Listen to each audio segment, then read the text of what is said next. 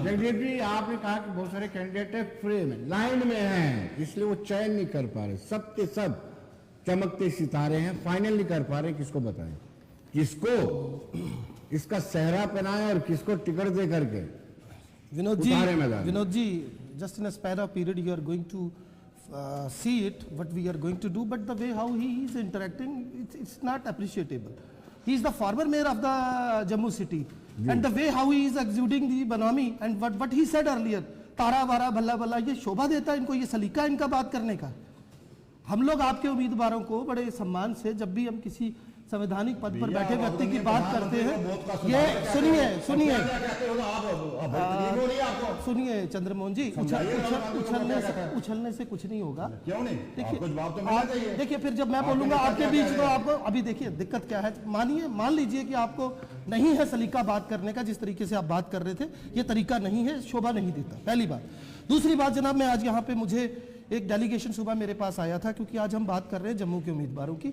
मैंने पहले कहा एक आधे दिन में आपको स्पष्ट हो जाएगा, और कांग्रेस जिस भी उम्मीदवार को मैदान में उतारेगी उसी को लेकर इनके मन में एक भय बना हुआ है। लेकिन कुछ बातें मैं बता दूं, ईवीएम पर इसी डिबेट में मैंने बात रखी थी, और मैं दावे के साथ कहता हूं इनके पास दो लफ्ज नहीं होंगे जब मैं उस पर दोबारा बात करूंगा, लेकिन बात लंबी हो जाएगी, छोड़ दीजिए। मेरे पास कुछ लोग आए रेड क्रॉस से। मैं आज एक बात बता दूं आपको विनोद जी, ये बात मैं यहां रखना चाहता हूं। हमारे सांबा जिला ने एक ऐसा डिप्टी कमिश्नर देखा जो केएस ऑफिसर नहीं था, और सांबा जिला वो वक्त कभी भूल नहीं पाएगा। इतने वाहियात फैसले उस शख्स ने लिए, यहां तक कि ठंडी खुई आप जानते हैं एक बड़ी रिनोन्ड प्लेस है, वहां पर बने हुए किसी अन्य डिपार्टमेंट के पैसेंजर शेड तक को तोड़ दिया गया। जिन लोगों से अतिक्रमण के नाम पर जमीन छीनी गई, एक तरफ कोई कोर्ट का स्टे लेके आता है तो उसका वहीं उसके सामने उसको फाड़ के उसके मुंह पे फेंका जाता है, जेसीबी लगाकर वो सारी जमीनें जो हैं इन्होंने छीन ली, जबकि वो लोग दोबारा कानूनी लड़ाई लड़के उन्होंने वो जमीनें जीती।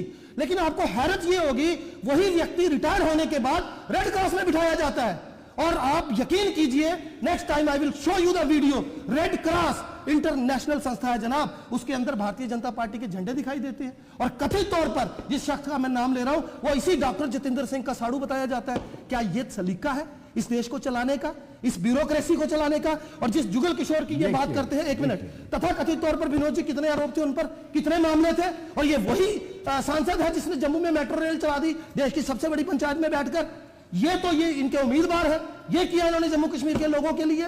बेरोजगारी की बात कीजिए, स्मार्ट मीटर्स की बात कीजिए, प्रॉपर्टी टैक्स की बात कीजिए, आप यहां पर टोल प्लाजों से पटे गए जम्मू शहर की बात कीजिए, क्या इनके पास जवाब देने को? सॉलिड वेस्ट मैनेजमेंट की बात करते, सुनिए, अंडे के छिलके 45 रुपए किलो बिकते हैं, पता है इनको? कई करोड़ रुपए का रेवेन्यू रोज पैदा होता है, सुनिए, उस कचरे से मेयर बने थे ये, इनको मालूम है। मैंने पहले बोला बारूद के ढेर पर बैठा जनाब जम्मू शहर, जाकर देखिए ऊपर वाला इलाका, ऐसे परमिशन बांटी गई, बंदर बांट की गई, पैसे लेकर। एक बार देखा नहीं गया कि किस तरीके की कॉलोनियां बस रही हैं।